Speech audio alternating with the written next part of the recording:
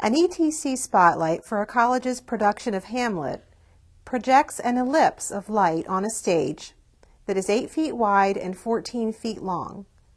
Find an equation of that ellipse if an actor is in its center and x represents the number of feet horizontally from the actor to the edge of the ellipse, and y represents the number of feet vertically from the actor to the edge of the ellipse.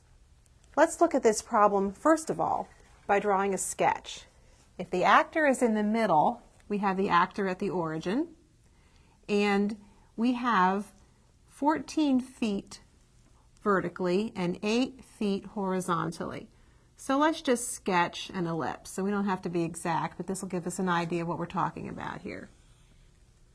Now if this is 14, then half that distance would be 7.